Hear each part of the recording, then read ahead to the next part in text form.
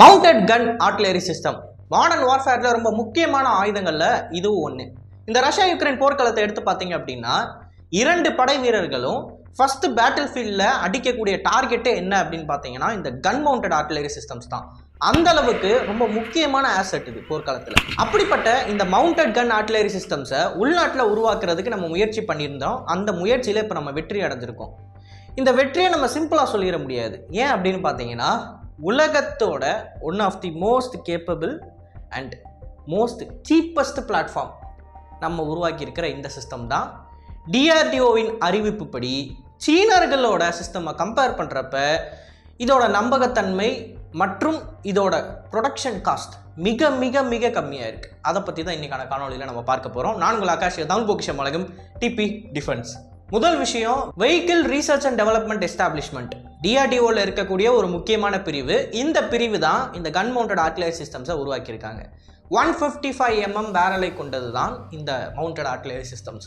இப்போ இதோட சிறப்பம்சம் என்ன அப்படின்னு பார்த்தோம்னா, போர்க்களத்தில் நம்ம எதிரிகள் மேலே குண்டை போட்டுட்டு திருப்பி அந்த இடத்த விட்டு காலி பண்ணணும். ஃபார் எக்ஸாம்பிள் நான் சொல்லணும் அப்படின்னா, இந்த கார்கில் யுத்தத்தில் நம்மளோட ஆர்ட்டிலரி சிஸ்டம்ஸை ஒரு இடத்துல இருந்து ஃபயர் பண்ணுறோம் அப்படின்னா பாகிஸ்தான் கிட்ட இந்த ஆர்ட்டிலரி ரவுண்ட்ஸ் எந்த இடத்துல இருந்து வருது அப்படின்றத ட்ரேஸ் பண்ணுறதுக்கு ஆயுதம் இருந்துச்சு. அதோட பேர் வெப்பன் லொக்கேட்டிங் ரேடார். இந்த வெப்பன் லொக்கேட்டிங் ரேடாரின் மூலமாக நம்மளோட ஆர்ட்டிலரி பொசிஷன்ஸை தெரிஞ்சுட்டு மறுபடியும் அந்த பொசிஷனுக்கு அவங்களோட ஆர்ட்டிலரி ஃபயரை கொடுப்பாங்க. இப்படி கொடுக்கறதுலேருந்து நம்ம தப்பிக்கணும் அப்படின்னா, நம்ம ஒரு இடத்துல இருந்து ஃபயர் பண்ணுறோன்னா ஃபயர் பண்ணி முடிச்சதுக்கு அப்புறமா சீக்கிரமாக அந்த இடத்த விட்டு வேறு இடத்துக்கு போய் ஆகணும். இல்லைனா எதிரியோட கவுண்டர் ஃபயரில் நம்ம மாட்டிக்குவோம். ஸோ அப்படி ஷூட் அண்ட் ஸ்கூட் அப்படின்ற கேப்பபிலிட்டியை கொடுக்கறது தான் இந்த மவுண்டட் ஆர்ட்டிலரி சிஸ்டம்ஸ். இப்போ மவுண்டடுக்கும் டோ மவுண்டட் ஆர்ட்டிலரி சிஸ்டம்ஸுக்கும் உள்ள வித்தியாசமே இதுதான். நீங்கள் ஒரு ஆர்ட்டிலரியை டோ பண்ணி கொண்டு போகிறீங்க, அதாவது ட்ரக்குக்கு பின்னாடி வச்சு கொண்டு போகிறீங்க அப்படின்னா அந்த ஆர்ட்டிலரி சிஸ்டம் ஒரு இடத்துல பொருத்தி அதை ஃபயர் பண்ணிவிட்டு மீண்டும் அதை ட்ரக்கில் டோ பண்ணி அந்த இடத்த விட்டு அப்புறப்படுத்துறதுக்கு ரொம்ப நேரம் ஆகும். ஆனால் இது மவுண்டட் ஆர்ட்டிலரி சிஸ்டம் அப்படின்றது ஏற்கனவே ஒரு மூவிங் பிளாட்ஃபார்ம் மேலே மவுண்ட் பண்ணியிருப்பாங்க. அது பீரங்கியோட பாடியாக இருக்கலாம், இல்லைனா ட்ரக்கோட பாடியாக இருக்கலாம். ஸோ இப்படி மவுண்ட் பண்ணியிருக்கிற கன்ஸ்லேருந்து நம்ம ட்ரக்கை அப்படியே ஒரு இடத்துல பார்க் பண்ண போகிறோம். பார்க் பண்ணிவிட்டு சில நிமிஷங்களில் நம்ம அந்த செட்டப்பை முடித்து ஃபயர் பண்ணிவிட்டு 80 செகண்டில், அதுவும் நம்மளோட மவுண்டட் ஆர்ட்டிலரி சிஸ்டம் 80 செகண்டில் அந்த இடத்த விட்டு காலி பண்ணிடுது அப்படின்னு சொல்கிறாங்க. 80 செகண்ட்ஸ் அப்படின்றது இந்த இடத்துல மிகவும் முக்கியமான விஷயம். ஏன் அப்படின்னு பார்த்தீங்கன்னா, இந்த ரவுண்ட்ஸை ஃபயர் பண்ணிவிட்டு அந்த ரவுண்ட் அந்த இடத்த போய் இம்பேக்ட் ஆகிட்டு மறுபடியும் எதிரிகள் நம்மளோட லொக்கேஷனை கண்டுபிடிச்சி கவுண்டர் பேட்டரி ஃபயரை கொடுக்கறதுக்குள்ளேயே இந்த 80 செகண்ட்ன்றது முடிஞ்சிடும்.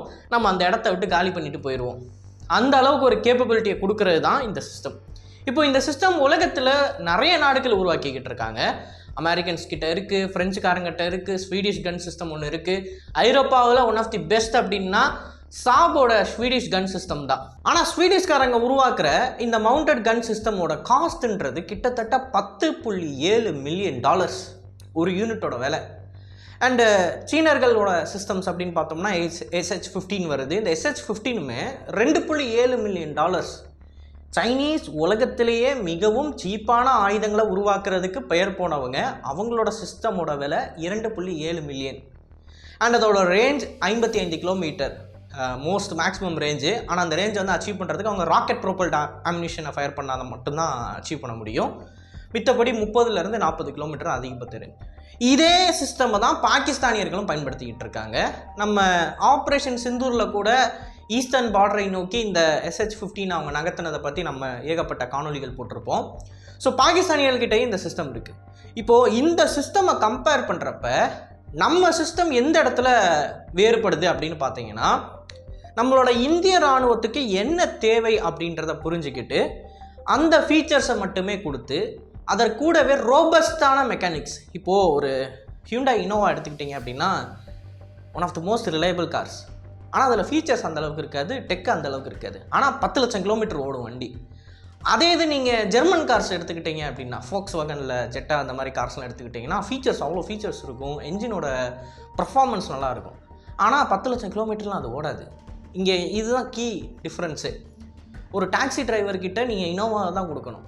ஏன்னா அவருக்கு எத்தனை கிலோமீட்டர்னால மேக்ஸிமம் பண்ண முடியும் இந்த என்ஜினை பிரிக்காமல் அப்படின்றது தான் முக்கியம். அவர்கிட்ட கொண்டு போய் நீங்கள் ஜெர்மன் காரை கொடுக்கக்கூடாது.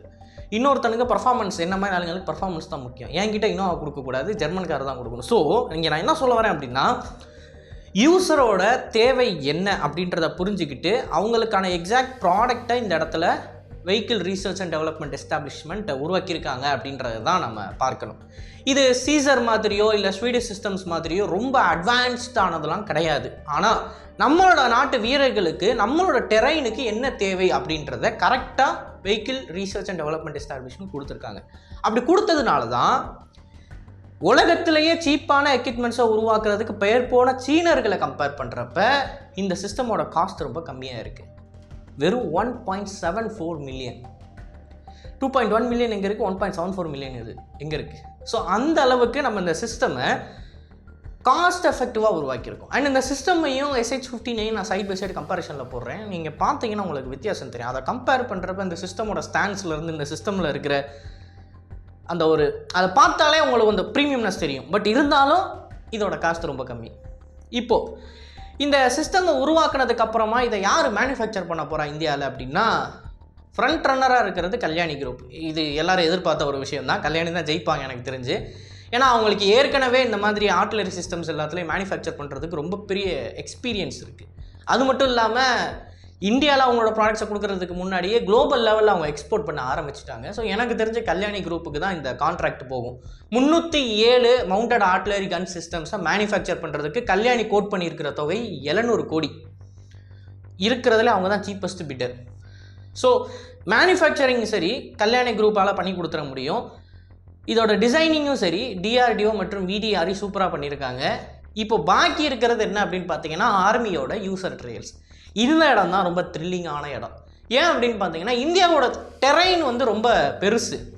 அது மட்டும் இல்லாமல் உங்களுக்கு கோல்டான கண்டிஷன்ஸ் இருக்குது, ஹாட்டான கண்டிஷன்ஸ் இருக்குது, இப்படி ஏகப்பட்டது இருக்குது. இப்போது ஃபார் எக்ஸாம்பிள் நான் உங்களுக்கு சொல்லணும் சிம்பிளாக அப்படின்னா, நீங்கள் ஃபோர்டு கார்பரேஷன், செவி கார்பரேஷன், அப்புறம் ஜெர்மன் கார்ஸ்லாம் இங்கே அதிகமாக இந்தியாவில் விற்காததுக்கு காரணமே என்ன அப்படின்னா இங்கே இருக்கிற டைவர்ஸான டெரைன் தான்.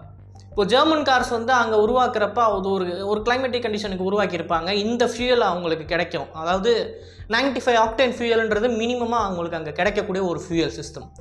இந்த ஃபியூயலை பயன்படுத்தி அந்த என்ஜின் மேக்ஸிமம் இந்த ஹார்ஸ் பவர் ப்ரொடியூஸ் பண்ணும் அப்படின்ற ஒரு டியூனிங் செட்டப்பில் அவங்க பயன்படுத்திக்கிட்டு இருப்பாங்க. அதை இங்கே விற்கிறாங்க. அப்படின்றப்ப நம்ம ஊரில் பெட்ரோல் பங்க்கில் 87லேருந்து 91 ஆக்டேன் ஃபியூயல் தான் இருக்கும். அப்படியே நீங்கள் ஆக்டேன் கம்மியான ஃபியூயல் போட்டாலும் உங்களுக்கு தண்ணி கலந்த பெட்ரோல்லாம் வரும் இங்கே அதிக பெட்ரோல் பங்க்கில். அப்படி வர்றப்போ உங்களுக்கு இந்த யூரோப்பியன் கார்ஸோட இன்ஜெக்டர்லாம் போயிடுது. ஆனால் இந்தியாவில் நம்ம இண்டிஜினியஸாக மேனுஃபேக்சர் பண்ணுற மஹேந்திராவோட கார்ஸு, டாட்டாவோட கார்ஸு, ஈவன் மாருதி சுசுக்கி, இது இந்தியன் பிராண்ட் இல்லை பட் இருந்தாலும் சொல்கிறேன், மாருதி சுசுக்கி அப்புறம் ஹியூண்டாய் கார்ஸ் இவங்க இந்தியாவில் தான் மேனுஃபேக்சர் பண்ணுறாங்க. இவங்களோட டிசைன் எல்லாமே பார்த்தீங்கன்னா இந்தியாவில் ஃபியூயல் ஷார்ட்டேஜ் இருக்குது. நல்ல குவாலிட்டியான பெட்ரோல் உங்களுக்கு கிடைக்காது. எல்லா பங்க்ஸ்லையும் கிடைக்காது. ஒரு சில பங்க்ஸில் நீங்கள் தேடி போட்டால் தான் உங்களுக்கு நல்ல குவாலிட்டியான பெட்ரோல் வந்து கிடைக்கும். அதை மைண்டில் வச்சு இந்தியாவோட டெம்பரேச்சர் இங்கே யூரோப்பியன் கண்ட்ரீஸில் வந்து மேக்ஸிமம் 25 டிகிரி 26 டிகிரி போகும். அதிகபட்சம் ஸ்பெயினில் இட்டலியிலலாம் 30 டிகிரி போகும். அவ்வளோதான். அதுவும் கொஞ்ச நாள் தான் இருக்கும். 1.5 மாதமோ 2 மாதமோ தான் இருக்கும். இங்கே அப்படியா? இன்றைக்கெலாம் முதல்ல 40 டிகிரி கொளுத்துது. ஸோ இந்த டெம்பரேச்சருக்கும் இந்த கிளைமேட்டிக் கண்டிஷன் டஸ்ட்டு ரொம்ப அதிகம். நம்ம தார் டெசர்ட்டில் பார்த்தோம் அப்படின்னா அந்த இடத்துல தான் டஸ்ட் ரொம்ப அதிகமாக இருக்கும். ஈவன் நம்ம மதுரையிலேயே நீங்கள் ஒரு தடவை வெளியே போயிட்டு வந்தீங்க அப்படின்னா மூஞ்சி ஃபுல்லாக மண்ணாக இருக்கும், வாய்க்குள்ளேலாம் மண் போகும். டஸ்ட்டு, இங்கே உள்ள ஹீட்டு, இங்கே உள்ள ஃபியூயலு, அது மட்டும் இல்லாமல் ரோடு மோசமாக இருக்கும். சிடானாக இருந்தாலும் இங்கே ஆஃப் ரோடில் அந்த வண்டி ஓடி தான் ஆகணும், ஏன்னா ரோடு இருக்காது நிறைய இடத்துல. இப்படி எல்லாத்தையும் கருத்தில் கொண்டு ஒரு ப்ராடக்டை டிசைன் பண்ணுறது தான் நம்ம ஊருக்கு செட் ஆகிற ஒரு விஷயம். அந்த ஒரு ப்ராடக்டை தான் VDRD கொடுத்துருக்காங்க. நான் ஏன் இவ்வளோ தூரம் சொல்கிறேன் அப்படின்னு எக்ஸ்பிளைன் பண்ணுறேன் அப்படின்னா, நீங்கள் இந்த டோ மவுண்டட் ஆர்ட்டிலரி சிஸ்டமோட ஸ்பெக்கையும் ஃப்ரெஞ்சுக்காரங்களோடதையும் ஸ்வீடிஷ்காரங்களோடையும் கம்பேர் பண்ணி பார்த்தீங்க அப்படின்னா இதை விட அது அட்வான்ஸ்டாக தான் இருக்கும். ஆனால் அது இங்கே வேலை செய்யாதீங்க. அதுதான் பாயிண்ட்டு. அந்த சிஸ்டமை கொண்டு வந்து இங்கே நீங்கள் வேலை செய்ய வைக்க முடியாது. ஒரு டாட்டா காரை கம்பேர் பண்ணுறப்ப European manufacturers, German manufacturers or செக் ஸ்கோடா கார்ஸ்லாம் வந்து நல்லா தான் இருக்கும் ஸ்பெக் வைஸு. ஆனால் அந்த கார் இங்கே ஓடாது. அதை தான் நான் சொல்ல வரேன்.